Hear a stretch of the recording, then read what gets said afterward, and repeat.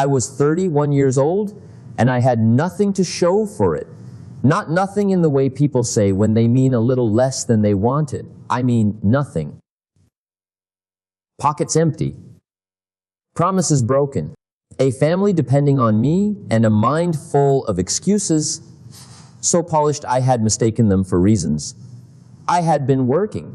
I want you to know that. I had been busy. I had been showing up. But I had confused motion with progress, and that is one of the most expensive mistakes a person can make. Then a man I respected looked me in the eye, and he did not offer me sympathy. He offered me something better.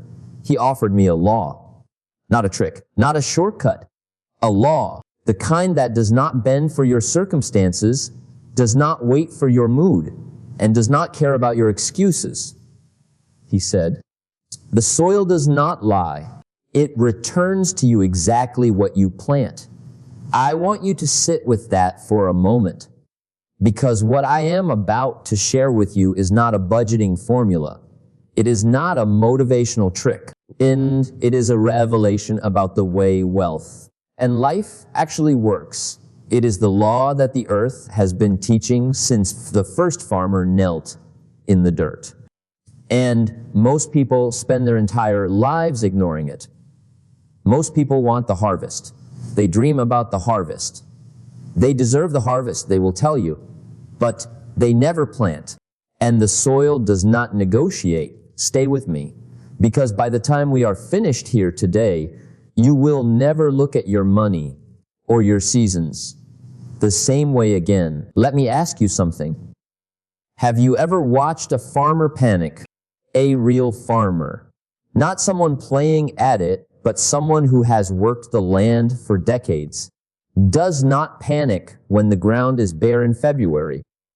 He does not despair when the summer sun is relentless and the weeds keep coming back.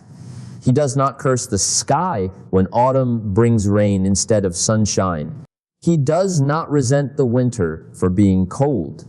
He understands something that most people in our modern world have forgotten entirely. He understands that there are seasons, and that each season has a purpose, and that your job, your only job, is to know which season you are in and do what that season demands. Now here is where it gets interesting, because wealth, real wealth, the kind that lasts, the kind that compounds, the kind that gives you options and dignity and freedom, wealth obeys the same law. Then there is a spring for wealth, a time to plant. There is a summer for wealth, a time to cultivate, to protect, to tend. There is an autumn for wealth, a time to harvest. And there is a winter for wealth, a time to rest, reflect, and prepare. Ding, the trouble. And I have watched this destroy more financial lives than I can count. The trouble is that most people try to skip the seasons. They want to live in perpetual autumn. They want harvest without planting. They want the reward without the ritual. They want the crop without ever getting their hands dirty in the cold spring soil. And the earth does not allow that. The market does not allow that. Life does not allow that. Here is a truth I want you to write down. Easy to do and easy not to do. Then that is the formula for failure and the formula for success, living side by side in the same simple sentence. The farmer who plants in spring does something easy to do, but it is also easy not to do. And the ones who don't, they face a winter with empty shelves and wonder what went wrong. What went wrong was the spring. What went wrong was that they skipped a season. Let me show you exactly how this plays out in your finances, in your philosophy, and in your life. There is an old story, older than any financial textbook ever written, about a sower who went out to plant. And as he scattered his seed, it fell on 4 different kinds of ground. Some fell on the path, hard, compacted, walked over ground, and the birds came and ate it before it could take root. Some fell on rocky soil, where there was a thin layer of earth, but no depth, and it sprouted quickly, looked promising for a moment, then withered because the roots had nowhere to go. Some fell among thorns, and it genuinely grew, but the thorns grew faster and choked it out before it could produce anything of value. And some fell on good soil, and that seed produced a return, 30, 60, 100-fold. Now, I am not here to preach at you, but I want you to understand something. That parable is not about farming. It is about you. It is about where you are planting your time, your money, your energy, and your attention. The hard path, that is the mind that has heard good financial advice 100 times and let it pass right through. No reflection, no action. The birds of distraction eat every seed before it can settle. The rocky soil, that is the person who gets excited about every new financial idea, the hot stock, the trending investment, the quick return, but has no philosophical depth, no root system, then why underneath the action. The first difficulty, and they abandon it. The thorny ground, that is perhaps the most common. These are people who genuinely try. They earn well, they even save a little. But the thorns of lifestyle inflation, of keeping up appearances, of spending what they earn the moment they earn it. Those thorns choke out every seed of wealth before it can mature. And then there is the good soil, the prepared mind, the disciplined life. Then the person who has done the philosophical work first, who knows why they are planting, what they are planting toward, and that person gets the 100-fold return. Here is what I want you to ask yourself right now. Honestly, which soil are you? Drop a number in the comments below. 1, 2, 3, or 4. Be honest with yourself. Third in, because you cannot fix what you will not face. Spring is the season of earning. And I want to talk about earning in a way that most people never consider. Most people think about earning in terms of how much. I want to talk about earning in terms of how. Because here is the first pillar of what I call the formula for a designed life. Of every dollar you earn, every dollar, you live on 70 cents, not 80, not 90, 70. Now, before you dismiss that, before you say, that's impossible with my expenses, I want you to understand something. The 70% is not a punishment. It is not deprivation. It is the spring field. It is the ground you cultivate so that the other 30% can do its work. But let me say something about the 70 that most people miss entirely. The quality of your 70% matters as much as the discipline of your 30.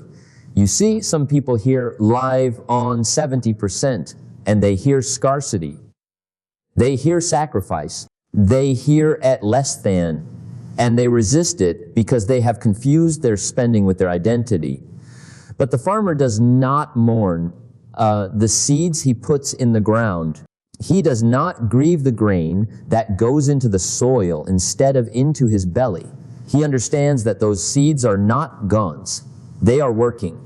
They are becoming. The 70% is not less. It is enough. And learning to live well within enough, to find genuine richness in the life your 70% provides, that is one of the great disciplines of a designed life. Adding here is what I observed over many years. The people who struggle with the 70% do not struggle because they do not earn enough. They struggle because they have never defined an enough. They have never drawn the line and said, this is my life, and it is a good life, and I do not need to exceed it to prove my worth. Then they earn well.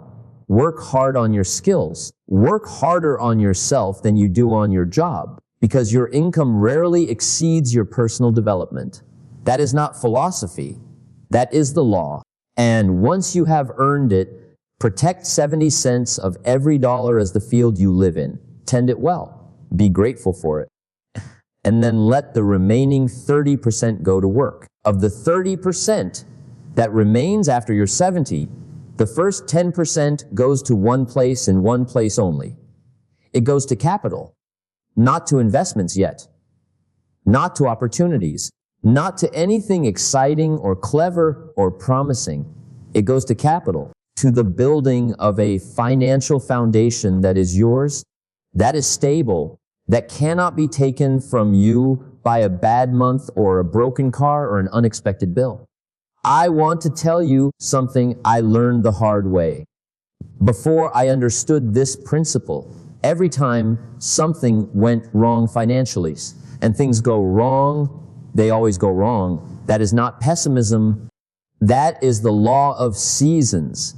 Every time something went wrong, I had nothing to absorb the blow. I was living on the edge of every dollar I earned, and one unexpected wind could knock the whole structure down. The first 10% changes that. It is your buffer. It is your root system. It is the depth in the soil that keeps you from being the rocky ground that withers in the first heat. Now here is the discipline that separates those who build wealth from those who merely earn it. You pay this 10% first, before the rent, the groceries, before the car payment, before any other obligation. You pay yourself first. I know what some of you are thinking right now. You are thinking, so I barely have enough to cover my bills. How can I pay myself first? And I understand that thought. I lived inside that thought for years. But here is what I discovered.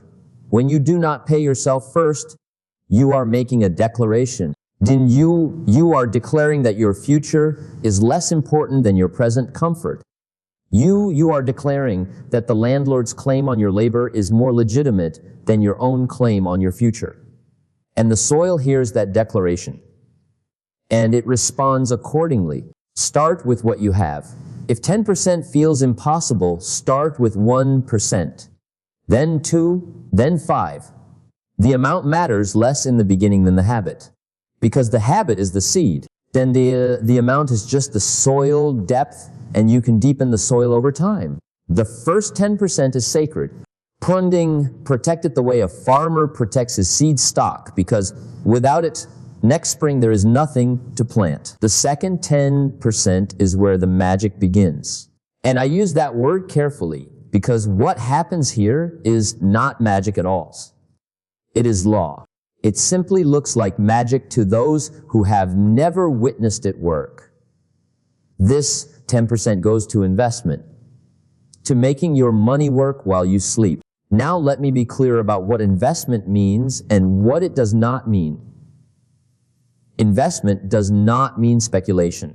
It does not mean chasing the latest excitement or following the crowd into whatever everyone is talking about this month. The crowd is usually wrong. The crowd is usually late. And the crowd is usually standing in the field in November wondering why they missed the harvest. Investment means putting your capital to work in something that grows over time.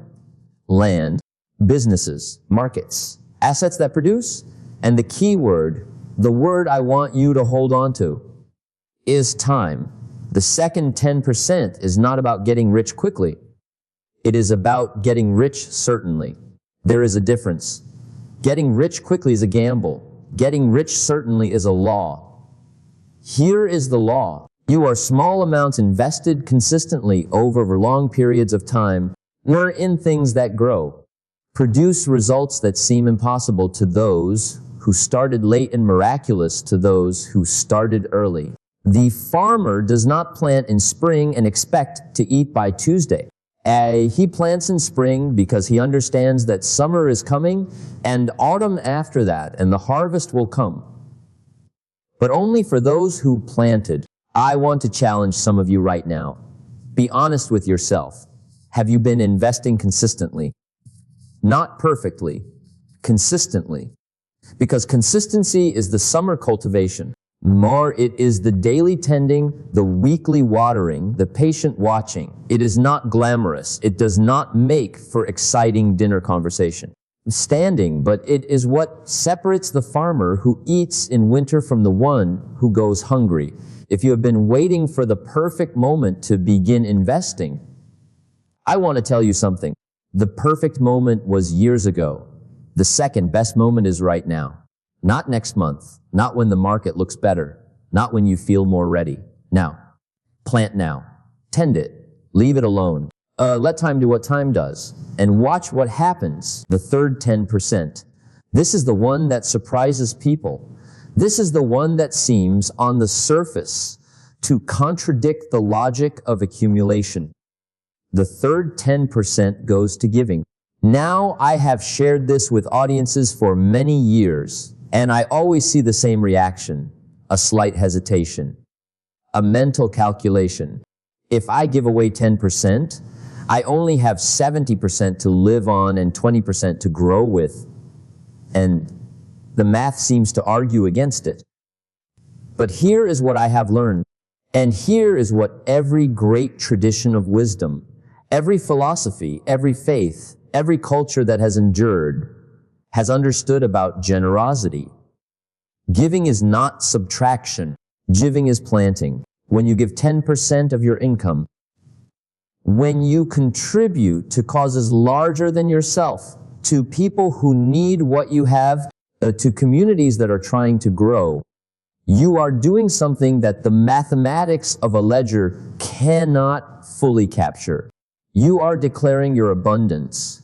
You are telling the universe, and more importantly, telling yourself, that you are not operating from scarcity. You are not gripping your resources with white knuckles and hoping no one takes them. You are a person of surplus, a person of overflow. And that declaration changes you. I have noticed something over a lifetime of observing successful people. Then the ones who give genuinely, not performatively, not reluctantly, but with genuine gladness. Those people seem to attract more, not because the universe rewards them with a cosmic ledger entry, but because the mindset of the giver is fundamentally different from the mindset of the hoarder. The hoarder is always calculating how little he can give. The giver is always looking for where he can contribute. And the giver's eyes are open in a way the hoarder's never are. The giver sees opportunities. The giver builds relationships. The giver earns trust, and trust in the long run is one of the most valuable financial assets a person can possess. And here is what I want you to consider. Start your giving now. Not when you have more. Not when you have reached some threshold of comfort. Now, because the habit of giving, like the habit of saving, is a seed.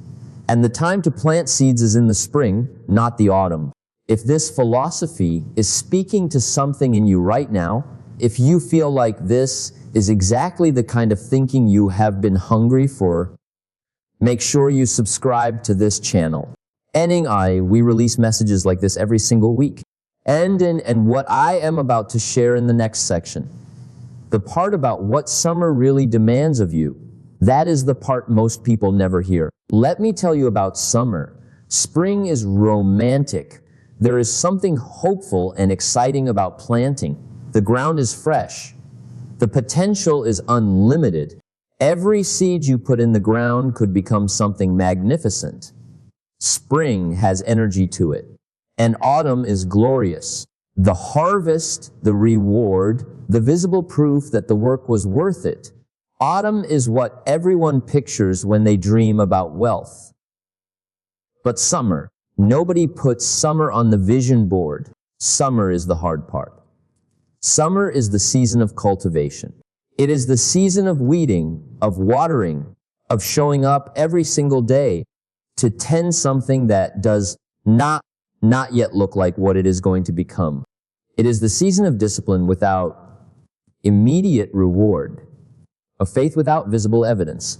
And it is the season where most people quit. I have watched people start with tremendous enthusiasm. They understand the formula. They begin saving. They begin investing. They begin giving. And for a while, they are energized by the act of beginning. Then summer comes. Summer comes in the form of a month where the numbers do not seem to move. Summer comes in the form of a friend who is spending freely and seemingly thriving while you are carefully tending your 10%. Summer comes in the form of doubt, that quiet voice that says, maybe this is not working. Maybe I am the exception. Maybe the law does not apply to me. And here is the truth about that voice. It is not wisdom. It is a weed, and weeds in summer will choke your crop if you let them. The discipline of summer is not glamorous. It is the discipline of returning to your plan when the plan does not feel exciting. It is the discipline of not touching the investment account when the market makes you nervous. It is the discipline of maintaining the 70-10-10 formula when life offers you 100 reasons to abandon it. Let me ask you something. Where are you right now in your financial seasons? Are you in spring, excited and beginning? Are you in autumn, enjoying a harvest, dending, or are you in summer, in the hard middle where the work is real and the reward is not yet visible? Because if you are in summer, I want to say some directly to you. Do not quit. The crop is growing. You cannot see it yet, but is growing. The roots are deepening. The compound interest is compounding. The habits are becoming identity. Do not quit in summer. The harvest is coming, but only for those who tend the field when it is hot and unglamorous and no one is watching. I want to talk to you about the thorns, because in the parable of the sower, the thorny ground is not the hard path of the person who never tries. It is not the rocky soil of the person who has no depth. The thorny ground is the person who does everything right, who plants, who cultivates, who has genuine potential, and then allows the thorns to grow up alongside the crop until they choke it out entirely. And in the financial life, the thorns have a name. They are called lifestyle inflation. Here is how it works. You earn more, and because you earn more, you spend more. The apartment becomes a house. The used car becomes a new one. The modest vacation becomes an expensive one. The wardrobe expands. The dining out increases. And every time your income rises, your expenses rise to meet it, and sometimes to exceed it. I have known people who earned 10 times what they earned a decade before, and were somehow more financially fragile. Not because the formula failed them, because they let the thorns in. Because they allowed the increase in income to become an increase in obligation rather than an increase in the seed going into the ground. Here is the distinction I want you to make.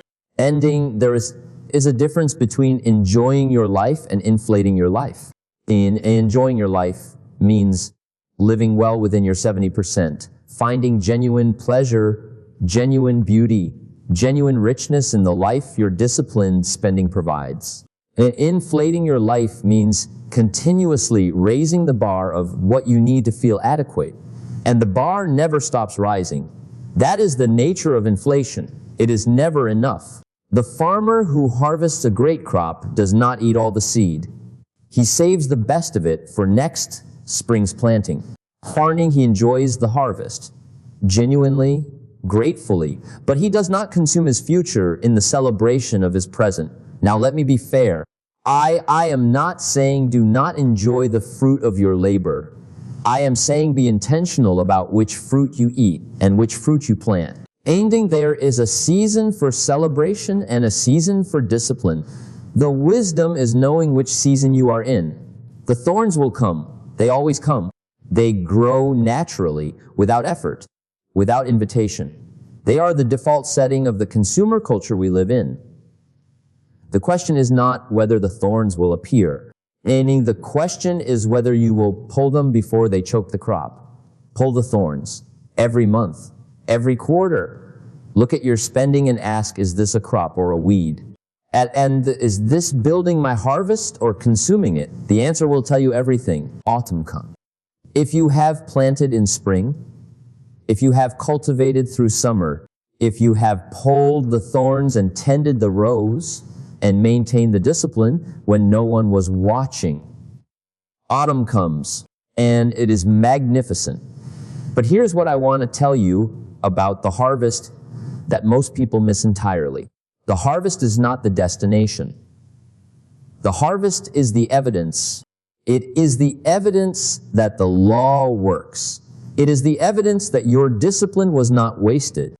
It is the evidence that the seeds you planted, the financial habits, the investment accounts, the giving practice, the careful stewardship of your 70%.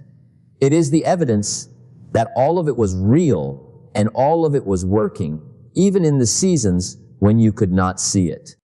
And the harvest humbles you, because when you stand in it, when you see the actual tangible numerical result of years of discipline, you realize something. You realize that the harvest is larger than you imagine. That compound interest, compounded over years, produces numbers that seem impossible until you live them. That the giving you practiced throughout the growing seasons has returned to you in ways you cannot fully account for. That the life you have been building quietly and consistently is actually a magnificent thing. But, and I want you to hear this carefully, the harvest also carries a responsibility. Not every kernel goes into your mouth. Some goes into the storehouse for winter. Some goes back into the ground for next spring. The wise farmer does not consume the entire harvest in the joy of autumn. He celebrates it. He is grateful for it. He shares it. And then he plans. What does the harvest mean for you? Vending, it means that the investment account has grown. It means that the giving has created relationships and reputation and trust that money cannot buy directly. It means that the habit of living on 70% has produced a person who knows what is enough. And that knowledge, I promise you, is one of the rarest and most valuable things a human being can possess. Then the harvest is real. It is coming. Or it is already here, and you have not fully recognized it yet. Look at your life. Look at what you have built. And be honest, not falsely modest, not falsely proud, but genuinely honest. Because the harvest tells you exactly what you planted. Ding, and if you do not like what you see, that is not a verdict. That is information. And information is the beginning of change. And then winter comes. In our culture, in the culture of hustle and grind and perpetual productivity, winter is treated as a failure. If you are not producing, you are falling behind. If you are not grinding, someone else is. If you are resting, you are losing. I want to challenge that with everything I have.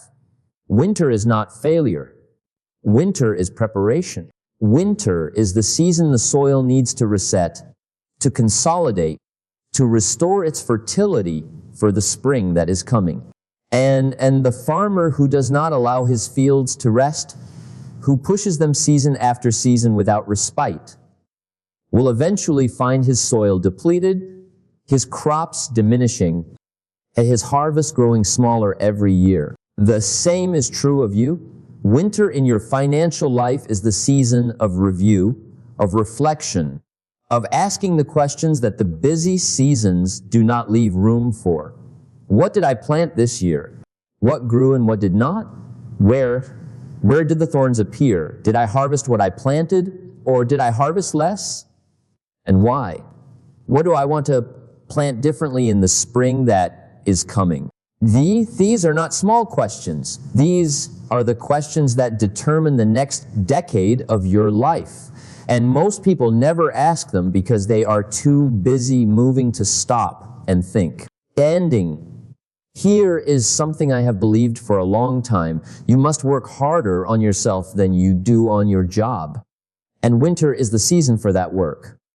It is the season for reading, for studying, for sitting with the great thinkers and the great teachers and allowing their wisdom to till the soil of your mind so that when spring comes, ending, you are ready to plant better seeds than you planted last year. Let me ask you something. When was the last time you took a genuine winter? Not a vacation. A vacation is different. I mean a genuine season of reflection. Gang F sitting with your financial and your personal life and asking honestly what is working and what is not. What do I believe about money?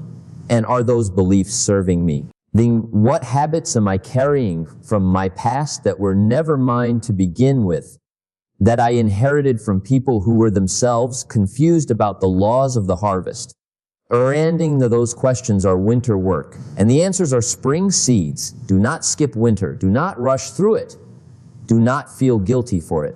The field needs it. You need it. And the harvest that follows a well-rested, well-reflected winter is always richer than the harvest that follows a field that was never allowed to breathe. I want to talk to you about the people who skip seasons, because I have known them. I have been one of them. And understanding why they skip and what it costs is perhaps the most important thing I can share with you today. The most common skip is the spring skip. These are people who live entirely in the present tense. They earn and they spend. They earn more and they spend more. They are always in autumn in their minds, always imagining the harvest, but they are never actually in the field. They never plant. And when the season of their life turns to winter, when the income slows or stops, when the body can no longer work the hours it once did, when the career reaches its natural end, they find themselves standing in a bare field with nothing to harvest. The second most common skip is the summer skip. These are people who plant, who begin with discipline and intention, but who cannot sustain the cultivation. The summer gets hard. The market dips. The savings feel slow. The giving feels premature. And they abandon the plan in the middle of the growing season. They pull up the crop before it matures, bunding, and then they wonder why the harvest never came. And then there are the people who skip winter. These are perhaps the most tragic because they often look the most successful. Then they harvest well. They earn well, they accumulate. But they never stop to reflect. They never ask the deep questions. They never examine their beliefs about money or their habits of spending or the values that are driving their choices. They run from winter because they are afraid of what they might find in the quiet. And because they skip winter, they plant the same seeds next spring, the same habits, the same beliefs, and the same patterns. And they get the same harvest year after year. And they cannot understand why the field never seems to grow. Here is the cost of skipping seasons. Then it is not just financial. It is philosophical. It is the cost of living a life that you did not design. A life that happened to you rather than a life that you built. And that cost is paid not in dollars, but in regret. And regret, I have found, is the most expensive currency there is. Then, if you have been skipping seasons, if you recognize yourself in any of those descriptions, I want you to know something. The next season is always coming. Spring always follows winter. Then one day, there is always another planting. The question is whether you will be in the field when it arrives. And for those of you who have made it this far in this message, who have stayed through every season of this conversation, you are clearly not the person who skips. You are the person who tends. And that tells me everything I need to know about your harvest. If this message is reaching something deep in you, if you feel like this is the philosophy you have been looking for, make sure you subscribe to this channel. Because this is what we do here every single week, and what I am about to share in the final section, the distinction that I believe is the most important thing I have ever said about money and life. That is what everything we have learning the cover today has been building toward. I want to leave you with the most important distinction I know. It is the distinction that, when I first understood it, changed everything about how I thought about money, about work, about time, and about the purpose of a financial life. Here it is. You must make a living, and you must design a life And those are not the same instruction. Let me say that again because I want it to settle into you. Making a living is a necessity. Designing a life is a responsibility. And most people spend all of their energy on the necessity and none of it on the responsibility. Making a living means earning enough to cover your needs.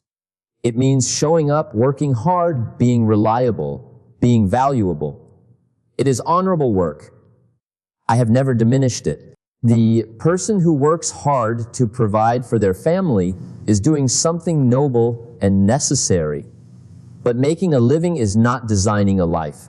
Designing a life means asking, what is the life I actually want? Not the life my circumstances have defaulted me into.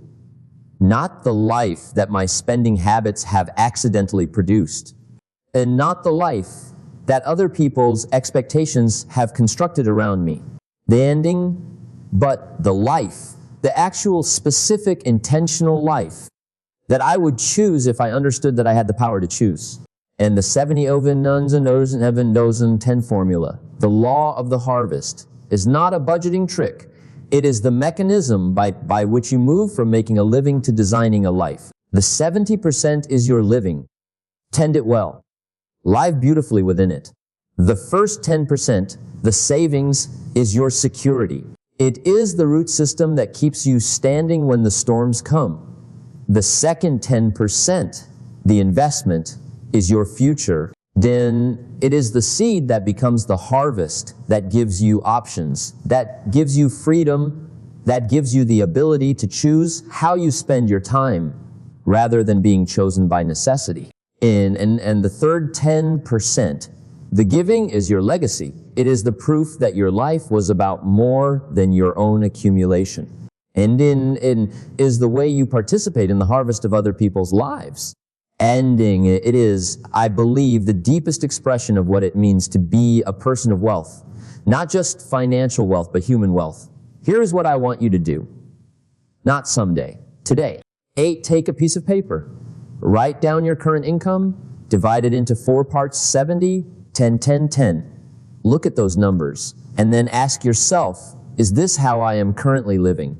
And if not with judgment, but with honesty, what is one change I can make this month to move closer to this design? One change, one seed. One small act of spring planting. Because the harvest does not begin with the harvest. It begins with a single seed, pressed into the ground in a field that no one else can see yet, by a person who has decided, quietly, privately, without applause, that they are going to design a life, not just make a living. You have that power. You have always had that power. The formula is not secret. The law is not hidden. The seasons are not random. They are reliable. They are fair. They may return to you exactly what you plant. So let me ask you one final question.